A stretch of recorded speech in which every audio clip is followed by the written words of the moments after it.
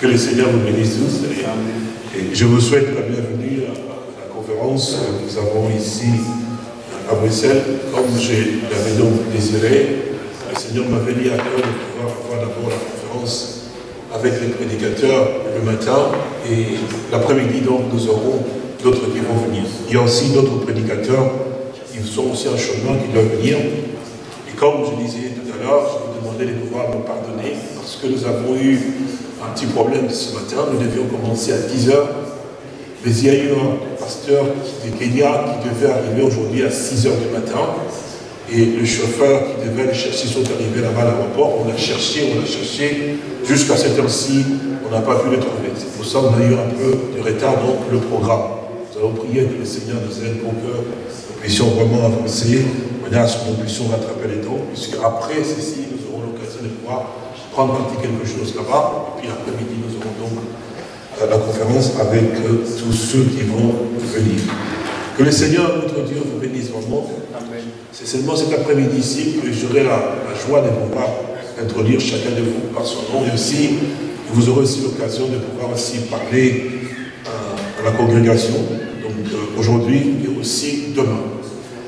Nous aurons donc la possibilité de pouvoir entendre la parole de Dieu cet après-midi aussi, et aussi demain dimanche, mais aussi il y aura des interventions des uns des autres de courte durée, et aussi des prédicateurs qui vont apporter la parole, comme je l'ai pas sorti, et aussi notre pasteur Jean Albert Pimi. Nous verrons effectivement comment le Seigneur va conduire effectivement cela. Chacun de vous aura un mot à pouvoir dire à la congrégation.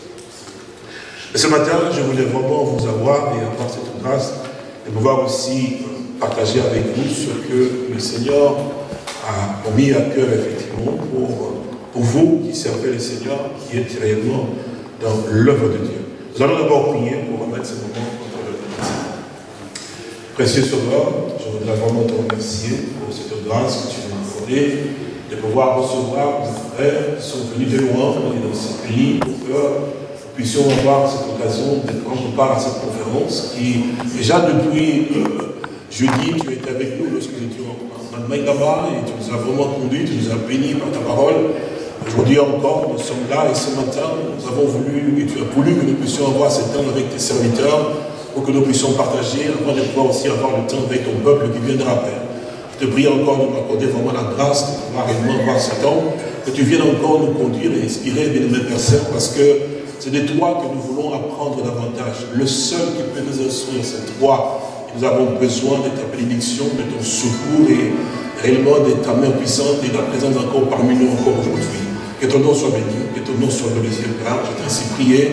Et te remercie encore pour chaque frère qui est ici et qui a vraiment dans le cœur le désir de pouvoir te servir. Enfin, donner réellement aussi la disposition nécessaire pour que nous puissions entendre ce que toi tu veux que nous puissions apprendre encore aujourd'hui. Béni sois-tu, je t'ai ainsi prié au nom de Jésus-Christ. Amen. J'ai voulu, normalement votre place est là, et j'ai voulu que vous puissiez vous mettre là pour que vous puissiez voir facilement l'écran, parce qu'on va faire une projection. Si nous sommes rencontrés, c'est parce qu'il s'agit effectivement de l'œuvre de Dieu.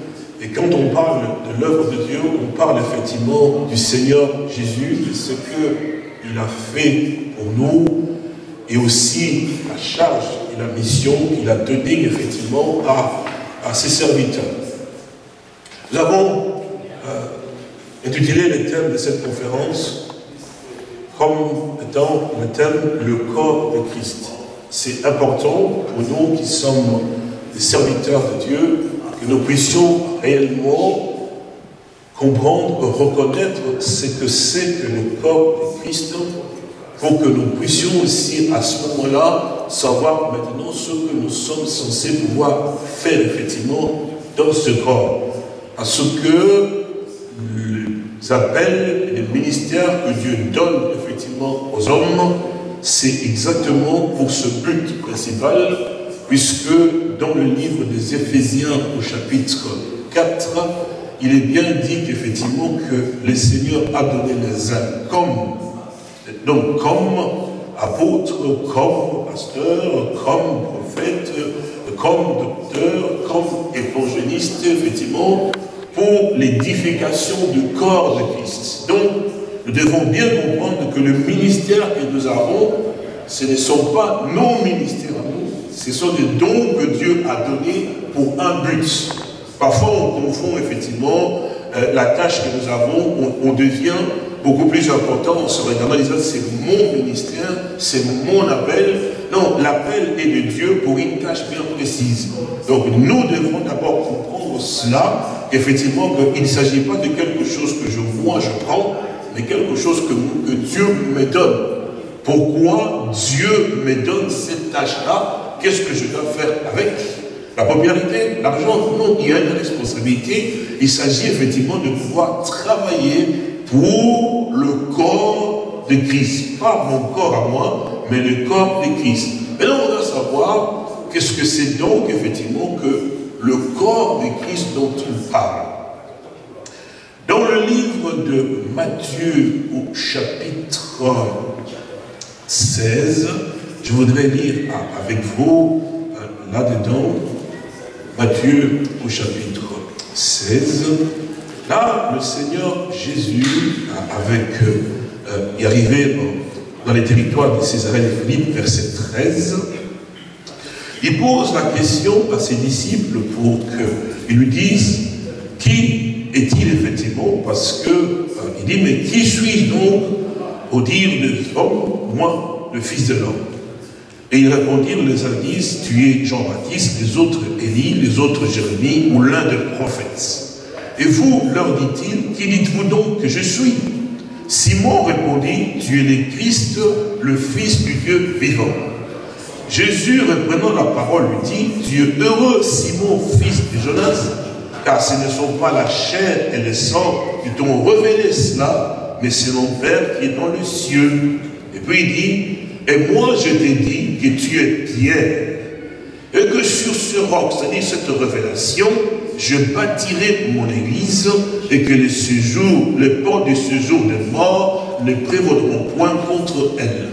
Donc, nous voyons clairement que le Seigneur Jésus-Christ, ici, répond à Pierre en lui disant que moi, Jésus-Christ, Seigneur, comme tu as eu à pouvoir recevoir la révélation, je bâtirai mon église. Ce ne sera pas Pierre qui va bâtir l'église, ce ne sera pas Jean ou Paul, effectivement, ou n'importe qui d'autre. Le Seigneur dit ici, c'est moi-même, moi, le Seigneur, je bâtirai mon église. Donc, je serai le propriétaire, je bâtirai moi-même mon église à moi.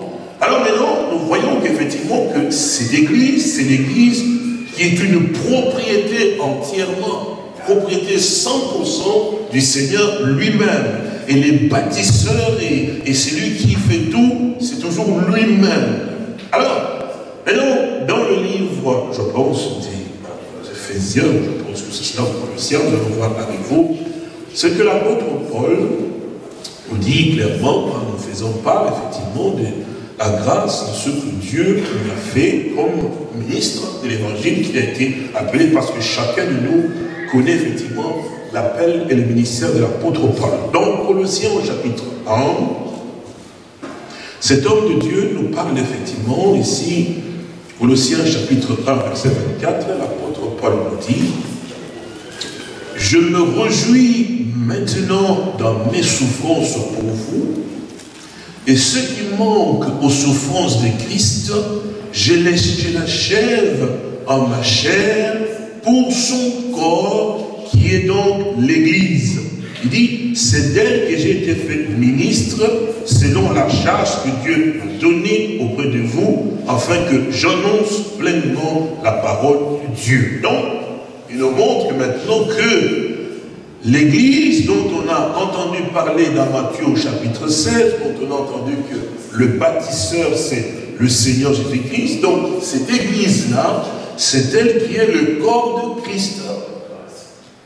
Et c'est celle-là qu'effectivement il nous dit aussi, pour que nous puissions comprendre, il dit que, verset 25, c'est d'elle, donc c'est pour ce corps de Christ, cette Église-là, que j'ai été fait ministre. Donc Dieu a fait de moi ministre, pas pour moi-même, mais non pour le corps de Christ qui est donc son église. Donc il dit, je bâtirai mon église. Donc là nous comprenons qu'effectivement que la charge est ainsi. C'est pour ça que si nous prenons dans Éphésiens au chapitre 4, nous comprenons maintenant l'importance effectivement de ministère, de charge que Dieu nous donne, à quoi effectivement ces ministères servent.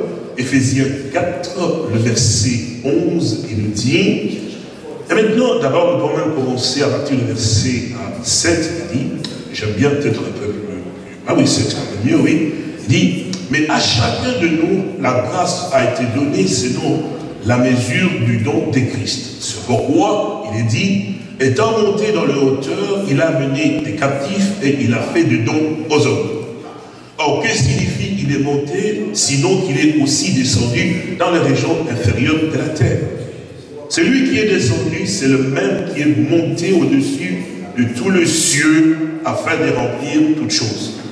Et il a donné les uns comme apôtres, les autres comme prophètes, les autres comme évangélistes, les autres comme pasteurs et docteurs, pour le perfectionnement des saints en vue de l'œuvre du ministère et de l'édification du corps de Christ. L'édification du corps de Christ. Donc, le ministère que le Seigneur nous donne, effectivement, ce n'est pas pour nous, hein, c'est pour édifier le corps de Christ, pour que ceux qui sont à Dieu, le peuple de Dieu, puissent arriver à pouvoir se retrouver, effectivement, dans cette église-là. Pas dans nos églises, mais dans cette église-là, qui est réellement l'église pour laquelle le Seigneur nous a engagés, en tant que ses serviteurs, il nous a donc engagés pour que nous entrions, effectivement, dans cette église-là, que nous soyons aussi membres, effectivement, mais que son peuple, effectivement, puisse arriver à pouvoir être là-dedans. Donc, et là, pour que nous puissions comprendre qu'il s'agit effectivement aussi du peuple de Dieu, parce qu'ici, le verset 11, il nous dit, pardon, le verset 12, il nous dit, pour le perfectionnement des saints. Donc, les saints, ce sont ceux-là qui ont été sanctifiés par le sang du Seigneur Jésus-Christ et qui l'ont reçu comme leur Seigneur et Sauveur personnel. Donc effectivement, c'est le peuple de Dieu, donc le brebis dont le Seigneur Jésus-Christ a dit, mes brebis entendront ma voix. Ce qui veut dire que nous devons comprendre, nous, que les brebis dans les églises où nous sommes ne sont pas nos brebis à nous, ça ne nous appartient pas. Ces brebis appartiennent à celui qui nous a donné donc la responsabilité, la charge pour que nous puissions travailler. Pourquoi? Mais pour son église propre, à laquelle effectivement il a lui-même donné sa vie. Il s'est sacrifié effectivement pour cette église et il va plus loin parce qu'il dit, mais lui-même il a donné sa vie pour que cette église soit sanctifiée, qu'elle soit aussi sainte, irréprochable, irrépréhensible, sans tache. Donc nous, en tant que serviteurs de Dieu, appelés de Dieu, la tâche que nous avons, ce n'est pas de pouvoir travailler pour nous. Nous commettons beaucoup d'erreurs parce qu'on se fait de la guerre, la concurrence pour les le plus grand pasteur, le plus grand prédicateur, en fait, on sache que le plus grand. Nous n'avons pas cherché à être le plus grand pour que nous puissions avoir un chef parmi nous. On n'a pas besoin. Nous avons été engagés par un seul chef. Ce chef, effectivement, c'est le Seigneur Jésus-Christ. Chacun de nous, nous dépendons effectivement de lui. Et nous travaillons non pas pour notre gloire à nous, nous travaillons pour sa propre gloire. C'est quelque chose qui est tellement si important pour nous, parce que lui-même, le Maître, nous a donné effectivement aussi l'exemple quand il était venu sur la terre. Il ne s'est point arraché à être l'égal de Dieu, il a pris la forme d'un serviteur pour réellement accomplir ce don pour lequel Dieu l'a envoyé. Nous devons faire très attention, nous qui sommes des prédicateurs, à cet aspect qu'on appelle l'orgueil, la prétention de pouvoir savoir que moi, je connais plus que celui-ci, je connais plus, donc je suis les grands. Non, quand nous arrivons à pouvoir avoir la pensée orgueilleuse en nous, dans notre esprit, Dieu ne peut plus travailler avec nous. Ce que Dieu attend de nous, c'est que nous puissions être humbles, c'est sentir effectivement humble, un instrument, simplement, entre les mains du Seigneur. Pour quelle raison Dieu nous a appelés? Ce n'est pas pour que nous bâtissions nos églises, mais non, c'est pour travailler dans l'église que le Seigneur Jésus lui-même a bâti. Celui qui fait le travail, c'est le Seigneur Jésus. Et nous, nous sommes simplement ses ouvriers, ses collaborateurs, effectivement, dans le travail. Alors, la question qui est très importante ici, il s'agit effectivement de l'Église. Et si vous avez prêté attention quand je lisais, parce que je sais que les prédicateurs, vous connaissez, mais je veux que vous puissiez simplement vous tenir dans la position que parmi vous, il y a aussi de ceux qui sont venus de loin, qui n'ont pas la même connaissance que vous. Donc il faut que vous soyez dans cet état de dire, nous voulons aussi entendre et apprendre pour que les autres comprennent. Regardez bien. Quand nous avons lu dans Matthieu au chapitre 16, je ne sais pas si vous avez prêté attention quand Pierre, effectivement, a répondu à la question que le Seigneur avait posée en disant, mais qui dites-vous donc que je suis moi le Fils de l'homme? Et voyez-vous, les disciples ne savaient pas répondre. Mais Pierre a répondu à cette question. Il a dit, tu es le Christ, le Fils du Dieu vivant. Le Seigneur Jésus lui a répondu en disant, tu es heureux, Simon, fils de Jonas, car ce ne sont pas la chair et les sangs qui t'ont révélé cela. Et là, il a utilisé le mot révéler, effectivement, dont on pense effectivement à la révélation. Ce ne sont pas la chair et les sangs qui t'ont révélé cela, mais c'est mon Père qui est dans les cieux qui t'a révélé cela. Et après cela, il a dit une chose. Il dit, sur cette roche, c'est-à-dire sur cette révélation que tu viens de recevoir, je bâtirai mon église. Et l'église du Seigneur Jésus-Christ est bâtie sur la révélation. C'est-à-dire qu'effectivement que le Seigneur va se révéler toujours à son église. Et si le monde doit connaître les choses par rapport avec la profondeur, la parole de Dieu, c'est par l'église du Seigneur Jésus-Christ que le monde doit arriver à pouvoir connaître. Alors maintenant, cette église a des caractéristiques tellement importantes, c'est-à-dire que le Seigneur est celui qui est donc à l'origine de sa naissance, et aussi celui aussi qui la maintient effectivement dans la révélation. C'est ainsi que nous allons aller dans le livre d'Apocalypse, qui est donc le livre de la révélation. Apocalypse chapitre 1, ici l'Écriture nous dit, et nous devons comprendre cela. Et déjà par le premier verset, nous voyons qu'il est écrit, verset 1, révélation de Jésus-Christ que Dieu lui a donné pour montrer à ses serviteurs, donc ceux-là qu'il a choisi, les choses qui doivent arriver bientôt et qu'il a fait connaître par l'envoi de son ange à son serviteur Jean. Donc nous voyons que le livre de l'Apocalypse est un livre effectivement de la révélation en réalité, et c'est un livre qui est adressé ici, puisqu'il s'agit de la révélation, adressé à l'église du Seigneur Jésus-Christ. C'est un livre de symboles. Et seuls, effectivement, ceux qui font partie de cette église auront la révélation, effectivement, de ce que le Seigneur a dit, effectivement, dans le livre d'Apocalypse. D'abord, ça commence d'abord par la révélation. Et il a dit, dans Matthieu 16, que sur cette révélation que tu viens de recevoir, je bâtirai mon église. Donc, l'église recevra, effectivement, la révélation. Pourquoi le Seigneur a dit à ses disciples, à vous, il vous a été donné de connaître le mystère du royaume des cieux. Alors nous remarquons que là, il dit que la révélation de Jésus-Christ, donc, c'est le Seigneur maintenant qui se révèle maintenant à qui maintenant? À son église, lui montre effectivement les choses à venir, effectivement, afin que l'église ne soit pas dans les ténèbres, ni dans l'ignorance, puisque quand on voit l'église, on parle de l'église comme étant le corps de Christ lui-même. Un corps doit toujours avoir une tête. Et la tête du corps, c'est bien Christ lui-même.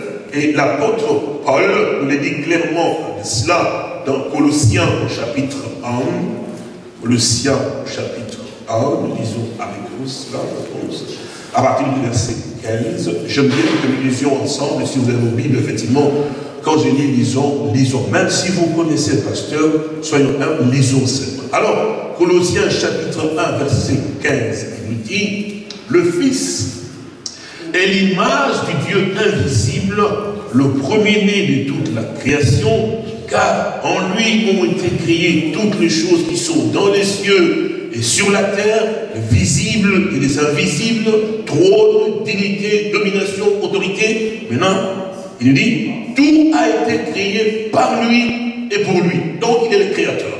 Il est avant toute chose et toute chose subsiste en lui. Verset 18 nous dit, il est la tête du corps de l'Église.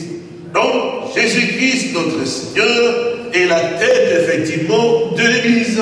Donc, le corps, effectivement, est là, et la tête, c'est lui. Donc, cette Église-là, qui est du Seigneur Jésus-Christ, est censée pouvoir toujours avoir la lumière, puisque la tête, c'est Christ lui-même, et la révélation, c'est Christ lui-même, effectivement, qui donne, effectivement, à son Église. C'est pourquoi on voit même déjà, dans l'introduction d'Apocalypse, la révélation.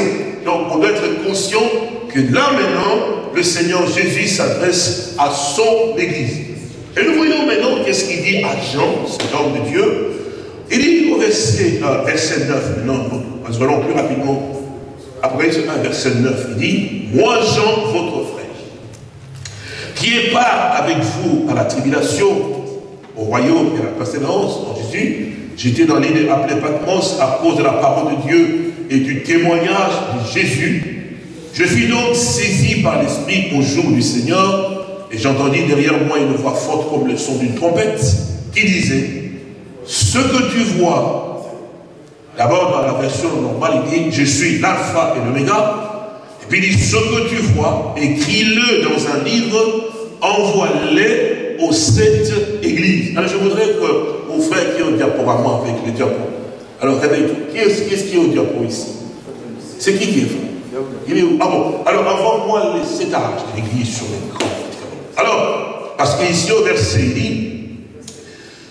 11, il dit, ce que tu vois écrit dans un livre, envoie-le aux 7 églises, à Éphèse, à Smyrne, à Pergame, à Thyatire, à Sardes, à Philadelphie et à Laodicée. Alors, nous attendons que notre frère nous envoie effectivement ces dessins, effectivement, pour que nous puissions comprendre. Donc, nous voyons que là, il se tient, il a d'abord, effectivement, été présenté dans cette forme, effectivement, qu'il est venu vers Jean pour lui parler, parce que Jean était vraiment dans un tremblement aussi, puisqu'il décrit, c'est lui qui lui parlait, parce que verset 12, il dit, je me retournai pour savoir quelle était la voix qui me parlait, et après m'être retourné, j'ai vu 7 chandeliers d'or, et au milieu de 7 chandeliers, quelqu'un qui ressemblait à un fils d'homme, vêtu d'une longue robe, ayant une ceinture d'or sur la poitrine, sa tête et ses cheveux étaient blancs comme de la laine, blanche, comme de la neige, ses yeux étaient comme une flamme de feu, ses pieds étaient semblables à de l'air ardent, comme s'il avait été embrasé dans une fournaise, et sa voix était comme le bruit des grandes eaux. Il avait dans sa main droite 7 étoiles, et sa bouche sortait une épée aiguë à dents tranchant, et son visage était comme le soleil lorsqu'il brille dans sa force. Quand je l'ai vu, je tombais à ses pieds comme mort. Il posa sur moi sa main droite en disant, n'aie craint point. Je suis le premier et le dernier et le vivant. J'étais mort et voici, je suis vivant au siècle des siècles. Je tiens les clés de la mort et du séjour de mort. Amen. Donc, il s'agit bien ici du Seigneur Jésus-Christ lui-même qui s'est donc là présenté avec ce qu'on peut voir effectivement comme le caractéristique. Donc, il dit à Jean, je suis l'alpha et l'oméga, ce que tu vois, écris-le dans un livre et envoie-le aux 7 églises. Donc, cette église, ils sont donc à Éphèse, à Smyrne, à Pergame, à Thyatire, à Sardes, à Philadelphie et à Laodicée. Donc, nous voyons là, effectivement, Éphèse, Smyrne, Pergame, Thyatire, Sardes, Philadelphie et Laodicée. Donc, ce sont en réalité des noms de villes. Donc, la ville d'Éphèse, effectivement, de Smyrne, de Pergame, de Thyatire, de Sardes, effectivement, de Philadelphie et de Laodicée. Donc, c'était donc, ces villes étaient en fait en Asie mineure. Donc, mais en fait, quand on parle effectivement ici, il a dit 7, envoie-les-nous aux 7 églises, aux 7 églises. Donc, si on compte bien, Éphèse, 1, Smyrne, Pergame, Thyatire, Sardes, Philadelphie et Laodicée, ça fait 7. Mais nous avons entendu effectivement que le Seigneur Jésus a dit, je bâtirai mon église. Une seule église. Pas plusieurs. Une seule. Et là, il dit, on voit aux 7 églises. En fait, il ne s'agit pas, regardez devant ici, s'il vous plaît. Il ne s'agit pas de 7 églises, mais il s'agit en fait d'une seule église qui passe par 7 étapes différentes. Amen.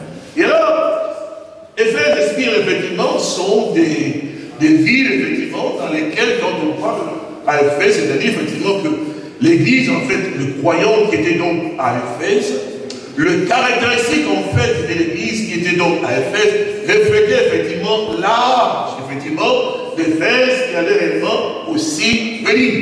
Donc, vous voyez, effectivement, que là, le Seigneur parlait de telle sorte, effectivement, qu'on puisse réaliser que cette église, effectivement, qui est son église à lui, va passer par cette étape. Parce que, certainement, je crois que quelques-uns parmi vous le savent, que les chiffres vont avoir aussi avec le Seigneur, parce que quand on parle de 3, c'est la perfection, et on parle de 7, c'est l'achèvement, donc la finalité. Les chiffres 5, c'est la grâce, et 6, c'est le chiffre de l'homme, donc 6 jours, 7, effectivement. On parle seulement pourquoi, parce que le 7e jour, Dieu s'est reposé. Il termina ses heures, ainsi c'est pourquoi on va jusqu'au 7. Donc, la seule et l'unique église en question va passer par cette étape différente. Maintenant, vous remarquerez qu'effectivement que le Seigneur a eu à pouvoir parler dans l'écriture, effectivement, qu'on a lu, qu'il y avait donc 7 chandeliers, et puis 7 étoiles dans sa main droite, et une épée tranchante sortait de sa bouche, effectivement, dans l'écriture qu'on a lue, effectivement. Donc, quand on parle, effectivement, de 7 étoiles, il s'agit, effectivement, de 7 messagers qui sont donc en rapport avec chaque âge, effectivement, c'est-à-dire que chaque église, effectivement, parce que, comme on l'a dit tout à l'heure, ce sont donc les 7 périodes pendant lesquelles l'église va passer avant que le Seigneur, qui a fait la promesse à son église, elle dira que je m'en vais vous préparer une place. Quand j'aurai terminé, Jean 14, quand j'aurai terminé, je viendrai vous chercher. Donc, avant que le Seigneur ne vienne chercher l'église, elle devait passer par cette étape. Éphèse jusqu'à la Odyssée. Donc, la Odyssée, c'est le dernier, effectivement. Alors, nous remarquons que quand nous prenons le chapitre 2 de l'Apocalypse, au verset 1, nous voyons que l'Écriture nous dit, là, écrit donc à l'ange de l'église d'Éphèse.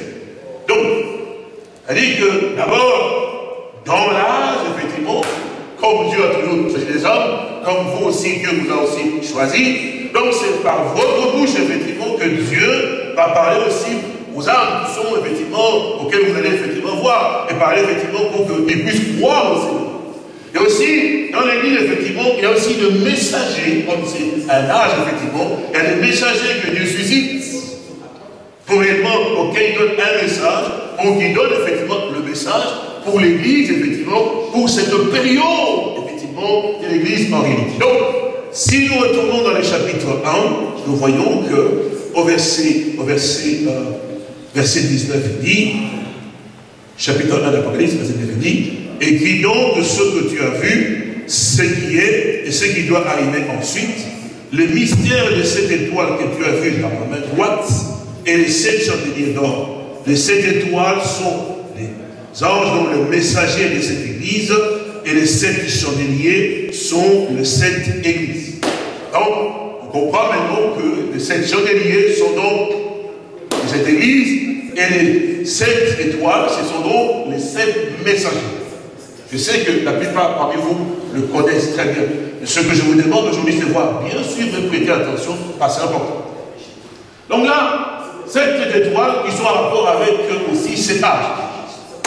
Et nous voyons qu'effectivement, que quand nous entrons dans le chapitre verset comme chapitre 2, ainsi de suite d'Apocalypse, nous voyons qu'il est parlé effectivement de la manière dont le message, le premier âge a été donné. Et on se rappelle, dans la Sainte Écriture, qu'il y a eu un homme que Dieu a utilisé d'une manière assez extraordinaire, effectivement, dans le Sainte Écriture, dans le Nouveau Testament, Nouvelle Alliance, effectivement, par rapport aux autres apôtres, effectivement, il s'agit de l'apôtre Paul. Cet homme, effectivement, comme vous le connaissez, il a eu à pouvoir, et c'est lui qu'on appelle effectivement effectivement aussi l'apôtre des païens, comme il dit lui-même aussi, effectivement. Et comme vous savez, ces églises ici ne sont pas des églises juives, ce sont des églises, effectivement, des nations. Donc, Éphèse, Smyrne, Cadence, ce sont pas des villes qui étaient donc en Israël, c'était donc parmi les nations, effectivement. Alors, ici, le messager de l'âge d'Éphèse, eh bien, c'était bien Paul qui a eu à pouvoir réellement commencer, effectivement, comme le Seigneur l'avait donc. Je vais être un peu plus bref pour arriver à ce point. Donc, et c'était donc l'apôtre Paul qui a commencé, vous savez comment est-ce que cet homme, Dieu l'a utilisé d'une manière assez puissante. Et c'est comme cela que pour la suite des autres messagers par la grâce du Seigneur, pour savoir le retrouver effectivement dans l'âge, dans l'histoire de l'âge aussi, on devait se référer au ministère de l'apôtre Paul, les caractéristiques que cet homme avait effectivement comme Dieu, comment Dieu l'a utilisé, ainsi ces caractéristiques effectivement s'est répercuté sur les autres messagers. C'est comme ça qu'on va arriver à savoir que c'est celui-ci, c'est celui-là, ainsi de suite. Voyant comment, dans son ministère, Paul, Dieu l'appelait lui-même, et puis comment Dieu, par la parole qu'il prêchait, effectivement, Dieu guérissait, Dieu délivrait, effectivement, parce que l'évangile prêché par les hommes, mandatés de Dieu, c'est toujours un évangile d'action. Donc c'est dans cela, effectivement, qu'était Paul. Alors, le message a été donné à Paul, dans son âge, effectivement, et qu'il a donc prêché. Si vous remarquez, quand vous lisez les Écritures, effectivement, à chaque âge, le message est donné au messager. Le messager, donc, il donne donc la prédication, donc le message. Et puis, vers le milieu, le Seigneur, là, il dit effectivement aussi, il dit, mais que c'est lui qui a des oreilles. Et ça, c'est quelque chose tellement aussi surprenant. Nous allons lire avec vous juste un verset, chapitre 2 de l'Apocalypse, verset 1, il dit, et qui à l'ange de l'église d'Éphèse.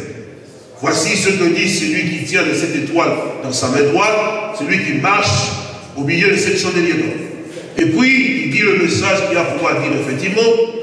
Verset 7, il dit que celui qui a des oreilles entende ce que l'Esprit dit aux églises. À celui qui vaincra, je donnerai à manger de l'arbre de vie qui est dans les paradis de Dieu. Donc, on voit deux choses. Il dit que celui qui a des oreilles entendre ce que l'Esprit dit aux églises. Il n'a pas dit, prêtez attention, que celui qui a des oreilles entendre ce que le messager dit.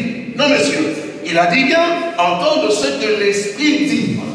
Parce que ce que nous ne devons avoir, c'est les oreilles pour entendre l'Esprit qui parle par l'homme, en fait. Pas ce que l'homme peut dire, mais que nous puissions entendre ce que le Saint-Esprit a dit. Parce que le véritable prédicateur, le merveilleux, l'excellent, c'est pas vous ni moi, c'est bien le Saint-Esprit. Amen. Parce que le Seigneur a dit, je vous enverrai le consolateur, l'Esprit de vérité. Il vous instruira, il vous enseignera de tout ce. Donc, nous qui sommes appelés de Dieu, nous devons d'abord être remplis du Saint-Esprit. Pour que le Seigneur, maintenant, puisse nous utiliser. Si le Seigneur nous a remplis du Saint-Esprit, il n'y aurait jamais de jalousie parmi les prédicateurs, il n'y aurait jamais de guerre parmi les prédicateurs, parce que ce n'est pas mon travail, ce n'est pas mon œuvre à moi, c'est l'œuvre du chef. Et celui qui travaille, ce n'est pas moi, c'est lui en moi. Donc, celui qui en moi fait la même chose que mon frère. Qu'est-ce qu'on fait? La collaboration. Le respect mutuel dans l'œuvre de Dieu. Alors, à ce moment-là, il y aura une harmonie dans l'œuvre, effectivement. Donc, c'est ce qu'on voit, effectivement, comme l'Église dit, et puis il a utilisé, non seulement que celui qui a des oreilles entend ce que l'Esprit dit aux églises, et puis il a dit, à celui qui vaincra. Donc, dans chaque âge, effectivement, il y a des choses qu'on doit vaincre. Parce que ça veut dire qu'il y aura donc la guerre. Si vous avez prêté attention, lorsqu'on a lu dans Matthieu au chapitre 16, le Seigneur Jésus a dit à Pierre, sur cette révélation, je bâtirai mon église, et puis il a dit, et les portes du séjour de mort ne prévaudront point contre. Ça veut dire que tout l'enfer va toujours combattre l'église du Dieu vivant. Donc l'église doit savoir comment garder la victoire.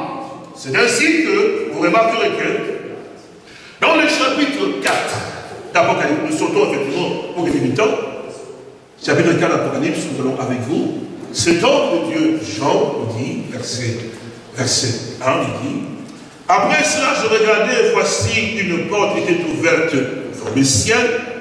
La première voix que j'avais entendue comme le son d'une trompette. Tu peux déjà préparer les diapos suivants sur les 4 êtres vivants. Donc, la première fois que j'avais entendu comme le son d'une trompette et qui me parlait, dit, monte ici et je te ferai voir ce qui doit arriver dans la suite. Aussitôt, je fus saisi par l'esprit et voici, il y avait un trône dans le ciel et sur ce trône, quelqu'un était assis. Celui qui était assis avait l'aspect d'une pierre de jaspe, de sardoine, et le trône était environné d'un arc-en-ciel semblable à de l'émeraude. Et autour du trône, je vis 24 trônes. Et sur ce trône, 24 vieillards assis, revêtus de vêtements blancs et sur leur tête de couronnes d'or. Du trône sautent des éclairs de froid et des coups de tonnerre, et devant le trône brûlent 7 lampes ardentes qui sont le 7 esprits de Dieu. Et il y a encore devant le trône, comme une mer de verre, semblable à du cristal, au milieu du trône et autour du trône, il y a 4 êtres vivants, remplis Dieu devant et derrière. Le premier être vivant est semblable à un lion, le deuxième être vivant est semblable à un veau, le troisième être vivant à la face d'un homme, et le quatrième être vivant est semblable à un aigle qui vole. Les 4 êtres vivants ont chacun 6 ailes, ils sont remplis de Dieu tout autour et au-dedans, et ils essaient de dire jour et nuit, et Saint, Saint, Saint est le Seigneur, Dieu le Tout-Puissant, qui était, qui est et qui vient. Ainsi. Alors, nous pouvons voir effectivement que là, on nous décrit quelque chose tout à fait particulier, ce que Jean a été donc transporté dans les cieux. Et qu'est-ce qu'il vit effectivement? Il vit en trône. Et autour du trône, effectivement, il a vu 24 vieillards, et aussi sur leur tête, effectivement, il y a effectivement de couronnes sur leur tête. Donc, on voit bien effectivement que là, on a affaire à des hommes qu'on a couronnés. Bien sûr, les 24 vieillards, effectivement, il y en a 12, c'est-à-dire que les 12 sont les 12 patriarches et les 12, effectivement, autres sont les 12 apôtres, effectivement, parce que le Seigneur leur a fait la promesse. On n'a pas beaucoup de temps pour rentrer dedans. C'est pourquoi ça fait effectivement 24. Maintenant, regardez une chose encore. On nous dit qu'effectivement, autour de ce trône, effectivement, il y a des éclairs, effectivement, ainsi de suite, et puis devant le trône brûlent 7 lampes ardentes qui sont les 7 esprits de Dieu. Il n'y a qu'un seul esprit, un seul Dieu, un seul esprit, un seul baptême, une seule foi. C'est pas vrai? Mais ici, on nous parle effectivement de cet esprit. Ça ne va pas dire que Dieu a cet esprit. Non, c'est pour exprimer effectivement les messagers, non les diagrammes, effectivement, avec les 4 êtres vivants. Merci. Alors, c'est pour exprimer effectivement que l'Esprit de Dieu, le seul Esprit de Dieu, était dans ces 7 messagers pour le 7 âge, effectivement, comme on l'a vu dans Paul, dans Irénée, dans Martin, effectivement, jusqu'au 7e, effectivement. Et c'est là qu'il faut comprendre, effectivement, aussi que le jour de Pentecôte, les lampes de feu descendirent, effectivement, sur le croyant. Or, dans l'Ancien Testament, Dieu marchait au devant de son peuple sous la forme de la colonne de feu. Et maintenant, le Nouveau Testament, il s'est partagé maintenant pour habiter effectivement dans le royaume plus tard. Donc, nous avons vu qu'effectivement qu'il y a 4 êtres vivants qui sont donc, la Bible nous fait avoir ici, qui sont donc devant le trône. Donc cet esprit, effectivement, donc nous avons dit, c'est le même esprit, effectivement, avec, dans les 7 messages. On dit donc, au milieu du trône et autour du trône, il y a 4 êtres vivants remplis de yeux devant et de derrière. On a dit effectivement que le premier être vivant est semblable à un lion. Vous voyez là. Deuxième, effectivement, on dit effectivement, le deuxième être vivant est semblable à un veau. Le troisième être vivant à la face d'un homme. Et puis, le 4e être vivant à un aigle qui vole. Et vous avez remarqué effectivement que devant donc, ce trône, effectivement, même ce trône, effectivement, il y a donc des éclairs, des tonnerres, ce n'est plus le trône de grâce où il y a le son qui, effectivement, parce que c'est quand il y a le sang que ça se voit que c'est le trône de grâce, et lorsque le sang a été retiré, alors ça devient un trône de jugement. Et au chapitre 4, si vous remarquez très bien, Jean dit qu'il a été donc enlevé, donc il a été appelé. Parce que Jean typifie l'Église, et ça veut dire qu'effectivement, qu'il s'agit effectivement de l'enlèvement. C'est pourquoi on passe à une autre phase. Mais là, il faudrait que vous prêtiez attention. 4 êtres vivants qui nous sont décrits ici, comme le lion, le veau, puis la face d'homme, puis la face d'aigle. J'ai eu une expérience effectivement avec le Seigneur et la main. J'étais en à Myanmar, j'étais invité à Myanmar. Et là, j'avais prêché, et puis je suis retourné dans la chambre d'hôtel. Et j'étais donc allongé, j'avais ma ville anglaise ici, parce qu'avant je prêche en anglais, l'île anglaise effectivement ici. Myanmar, c'est entre la Thaïlande et la Chine. Et puis le Vietnam, le Laos entre les deux. On appelle ça le Laos, c'est un pays qui est là. C'est pour ceux qui connaissent en français la Bible. Alors, après la prédication, donc, je me suis donc allongé à l'hôtel, et puis la présence du Seigneur vint. Il m'a dit, lève-toi, prends la parole contre la Bible. Je me suis levé, et j'ai pris effectivement la Bible, et alors on est allé dans le livre d'Apocalypse. Il m'a fait lire effectivement le chapitre 4, évidemment, puis on est arrivé maintenant aux 4 êtres vivants. Il me pose la question, mais ces 4 êtres vivants, c'est quoi et qui sont-ils d'après toi? Ce que je vous dis, Dieu que je sers, mettez-moi. Alors, j'ai dit, voilà Seigneur, ce que je vois, les 4 êtres vivants, celui-ci est en rapport avec celui-là, je prie maintenant le Nouveau Testament. J'ai confondu, j'ai mélangé des choses, effectivement, j'ai placé des choses en désordre. Il me dit, non, non, non, ce que tu fais n'est pas conforme. Et c'est lui qui me dit, voilà, celui-ci est en rapport avec ça, ça en rapport avec ceci en rapport avec ça. J'étais tellement touché de voir comment le Seigneur veillait à ce que les choses soient placées à leur juste place. Ce que je vous dis, Dieu ne s'en mettait moi 100%. Il dit, mais ça va avec ceci. Vous savez, le prophète de cet acte, nous irons faire quoi sur la parole. Donc, je regarde et dis, mais Seigneur, que ton nom soit béni. C'est comme cela, je leur explique, je lui pose, je dis, mais Seigneur, parce que j'ai profité puisque sa présence était là, Bible la main, j'ai dit, mais Seigneur, puisque j'ai la grâce devant tes yeux que tu m'instruises, mais je voulais te demander une chose, mais je me sens, parfois quand je vois les différents endroits, comme si tu n'es pas là. Parce que j'aime aussi, vous savez, comme un homme sent que son Dieu est là.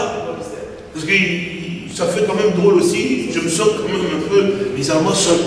Il me répond en me disant, mais j'ai toujours été là.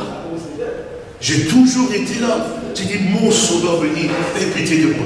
Et depuis là, j'ai compris que le Seigneur ne nous a jamais laissés. Mais c'est nous, parfois, qui se posons des questions. Alors, voilà. Donc à ce moment-là, effectivement, il plaça effectivement les choses en rapport avec les 4 évangiles. Donc, les lions, c'est en rapport avec Matthieu. Pourquoi? Quand vous lisez dans l'évangile de Matthieu, il est parlé de Mars qui sont venus d'abord en disant, mais où est le roi des Juifs? Et donc, de mettre effectivement, c'est la Matthieu chapitre 2. Alors, allez rapidement, parce que les temps nous contexte. Donc, où est donc le roi? Et quand même, il commence sa généalogie, Jésus-Christ, fils de David, c'est-à-dire que c'est la royauté qui est donc effectivement annexée à Jésus-Christ, notre Seigneur. Et maintenant, on verra effectivement avec le veau. Et le veau, effectivement, c'est Marc. L'évangile de Marc, effectivement, qu'est-ce qu'il nous montre en réalité? Il nous montre Jésus-Christ, notre Seigneur, par ne parlant pas de sa généalogie, mais directement, en fait, de l'action de ce Seigneur, effectivement, pour le peuple. Prenons par exemple l'exemple de Marc. Marc, chapitre 3. Je vais vous dire cela. Marc 3. On lit. Il dit une chose. Voilà. Marc, chapitre 3, ici, il dit, verset 9 jusqu'au verset 12, vous voulez. Verset 9, il dit, Marc 3, 12, il dit, il chargea donc ses disciples de tenir toujours à sa disposition une petite barque, afin de ne pas être pressés par la foule.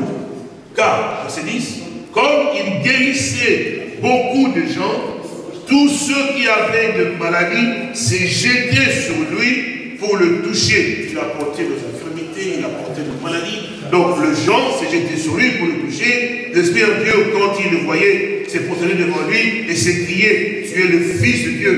Mais il est recommandé très sévèrement de ne pas le faire connaître. Donc, il a porté effectivement nos maladies, effectivement, donc il a porté nos femmes. Maintenant, le 4e être vivant qui avait la face de l'homme est en rapport avec effectivement l'évangile de Luc. Pourquoi? Parce que lorsqu'on prend Luc, effectivement, on voit qu'effectivement qu'il parle effectivement de l'homme, Jésus l'homme. Regardez bien dans Luc, au chapitre 2, je pense quelque chose comme ça, si je ne me trompe pas, nous allons retrouver avec nous ensemble. Voilà, Luc chapitre 2, regardez bien. Nous pouvons lire ici, verset 39, il dit, Luc 2, 39 dit, lorsqu'ils eurent accompli tout ce qu'ordonnait la loi du Seigneur, Joseph et Marie retournèrent en Galilée, à Nazareth, leur ville. Point. Verset 40 dit, or, l'enfant croissait et se fortifiait, il était rempli de sagesse et la grâce de Dieu était sur lui. Donc on parle de l'homme, l'enfant, donc comme tout enfant, effectivement, de l'être humain, qui grandissait, qui croissait aussi, comme effectivement il est né. Donc c'est dans l'évangile de Luc qu'on nous voit montrer effectivement Jésus homme. Comment il pouvait, comment c'est effectivement dans différents endroits, montrant effectivement son humanité. Et donc, Jean, l'évangile de Jean. Quand on prend Jean, alors là, il dit ceci, d'abord le premier verset, ça nous montre que cet homme nous mène déjà dans la hauteur. Il parle effectivement, au commencement était la parole. Donc, ce n'est plus les choses terrestres, effectivement, mais la parole au nom des choses spirituelles. Donc, les quatre êtres vivants qui avaient donc la face d'aigle étaient donc par rapport avec Jean, donc l'évangile de Jean. Vous avez remarqué effectivement qu'on nous a dit que ces quatre êtres vivants étaient autour du trône. Donc ils étaient réellement positionnés selon les 4 points cardinaux. C'est extraordinaire, frères et sœurs, de pouvoir... Parce que nous avons le temps. Si nous avons le temps, si nous allions effectivement dans l'Ancien Testament, quand le Seigneur, notre Dieu, avait demandé à Moïse de pouvoir réellement dresser le tabernacle en réalité, et il avait aussi ordonné qu'effectivement que les tribus d'Israël puissent camper autour du tabernacle. Donc vous avez 12 tribus. Ces 2 tribus, effectivement, ils sont campés effectivement autour du tabernacle. Parce qu'ici ils sont 12. 12, effectivement, regardez, divisé par 3, ça fait 4. 4 fois 3, ça fait 12, n'est-ce pas? Oui. C'est vrai, non? Oui. Donc, les tabernacles étaient dressés comme ceci. Donc, il y avait 3 tribus là, 3 tribus ici, 3 tribus ici, 3 tribus ici. Et chacun avait la bannière, effectivement, qui demandait effectivement qui il était. La tribu de Judas, la bannière c'était quoi? Le lion. Vous vous souvenez, non? Le lion, la tribu de Judas. Donc, chaque bannière représentait effectivement aussi la position effectivement des 4 êtres vivants parce qu'ils campaient autour du tabernacle où se trouvait le lieu très saint dans lequel se trouvait l'Arche d'Alliance. Vous voyez? Parce qu'on n'a pas beaucoup de temps. Donc, vous remarquez très bien que c'est vraiment quelque chose de tellement important comment Dieu a positionné les choses dans le sein des Écritures. Je voudrais que tu fasses maintenant en rapport avec le sétage de l'Église, effectivement, les 4 êtres vivants. Donc, ces 4 êtres vivants ont un rapport direct avec les actes de l'Église, effectivement, donc le peuple de Dieu. Parce que nous avons entendu d'abord le Seigneur a dit, et celui qui a des oreilles entend ce que l'Esprit de l'Église, deuxièmement, à celui qui vaincra. Donc, effectivement, le séjour de mort, Satan va combattre effectivement l'Église. Donc il faut que l'Église ait les instruments nécessaires pour garder la victoire et combattre effectivement l'ennemi. Il faut que l'Église reconnaisse effectivement qui est l'ennemi. C'est pourquoi j'ai toujours eu à pouvoir dire, ne faites jamais cette erreur dans votre vie. Vous qui prêchez la parole de Dieu, vous aurez des gens qui vont vous critiquer, des frères, des sœurs qui vont vous insulter, ils vous diront toujours des choses mauvaises à votre endroit. Ne prenez jamais ces frères ni ces sœurs qui sont contre vous comme étant vos ennemis. Si vous les considérez comme étant vos ennemis, vous avez perdu. Parce que le véritable ennemi que nous avons, ce n'est pas mon frère, ce n'est pas ma soeur, même s'il m'insulte, même s'il ne croit pas en moi, même s'il me déteste, ce ne sera jamais mon ennemi à moi. Le seul ennemi qu'on a, c'est le diable. Notre seul adversaire. C'est pour ça, ça ne sert à rien de combattre, effectivement. On doit connaître ce que nous sommes et qui est notre adversaire. Si on prend dans Apocalypse chapitre 6, regardez les choses. Lisez l'Apocalypse chapitre 6. Apocalypse 6, nous voyons rapidement. L'Écriture nous fait savoir ceci. Là, c'est le moment où le Seigneur, notre Sauveur, maintenant, parce que dans le livre, dans le chapitre 5 d'Apocalypse, il est parlé effectivement, je vais lire rapidement, au verset 1, il dit, chapitre 5 d'Apocalypse, verset 6, il dit, puis je vis dans la main droite de celui qui était assis sur le trône, un livre écrit en dedans et en dehors, scellé de 7 sceaux. Et j'ai vu un ange puissant qui criait d'une voix forte, qui est dit d'ouvrir le livre et d'en rompre le sceau. Donc là, on nous montre effectivement qu'il y a un livre maintenant qui est scellé de 7 sceaux. Et puis il dit, et personne dans le ciel, ni sur la terre, ni sous la terre, ne put ouvrir le livre, ni le regarder. Et Et je pleurais beaucoup de ce que personne ne s'est trouvé digne d'ouvrir le livre, ni de le regarder. Alors là, effectivement, quand la question a été posée, pour qu'on puisse trouver quelqu'un qui était digne de pouvoir prendre ce livre-là, qui était scellé de cette sceau, et d'en briser les sceaux, il n'y avait personne. Ce livre, en fait, c'est le livre de la rédemption. C'était en fait le titre de propriété qu'avait Adam lorsque Dieu l'avait placé effectivement sur la terre comme étant le chef effectivement, parce que Dieu a dit faisons l'homme à notre image qui domine. Donc Adam dominait sur tout. Donc il était fils de Dieu, il était propriétaire. Donc il était Dieu sur la terre, donc Dieu à la terre sur la terre. Donc c'était sa propriété, la propriété de son père c'était sa propriété. Donc il avait donc le titre comme étant cet amour. Mais quand la chute a eu lieu, eh bien, Satan maintenant a pu pouvoir maintenant prendre le contrôle, les titres de propriété et retourner dans la main du propriétaire originel, qui est Dieu lui-même, qui a créé les cieux et la terre, et qui est toujours celui qui détient réellement toute sa propriété. Alors, c'est comme ça que la chute a entraîné ce que nous avons. Alors, il nous fallait un parent rédempteur pour réellement nous ramener à la position qu'avait Adam dans les jardins d'Éden. C'est pourquoi nous avions besoin, pas du second Adam, mais du dernier Adam. Jésus-Christ, notre Seigneur, est le dernier Adam. Donc il devait passer aussi par cette expérience, effectivement, pour maintenant, c'est pour ça. La Bible dit que c'est là que beaucoup ont commis, nous allons le voir, effectivement, ont commis des erreurs en parlant, effectivement, qu'il y a la Trinité, et qu'il n'y a que le Père, Dieu, le Fils et le Saint-Esprit. Non, il n'y a qu'un seul Dieu. Et c'est Dieu, effectivement, qu'est-ce qui s'est passé? C'est Dieu en question. Pour nous sauver, effectivement, il a fallu qu'il puisse devenir homme. Parce que pour racheter l'homme, il ne fallait pas que ce soit un ange ou un esprit, parce que l'homme était homme. Il fallait effectivement quelqu'un qui avait la même nature que l'homme pour pouvoir le racheter et le ramener dans la position originelle dans laquelle il était auparavant. Or, les sangs de l'être humain que nous sommes corrompus, nous avons été couchés d'iniquité, effectivement, mon sang ne peut pas vous sauver à vous, parce que moi-même j'ai besoin du salut.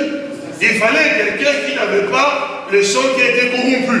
C'est pourquoi les saints ne voient qu'effectivement que Dieu avait dit effectivement que voici la Vierge concevra. Il dit que la parole de Dieu, sans que ça soit mélangé par d'autres dieux, la parole de Dieu d'une sémence allait réellement.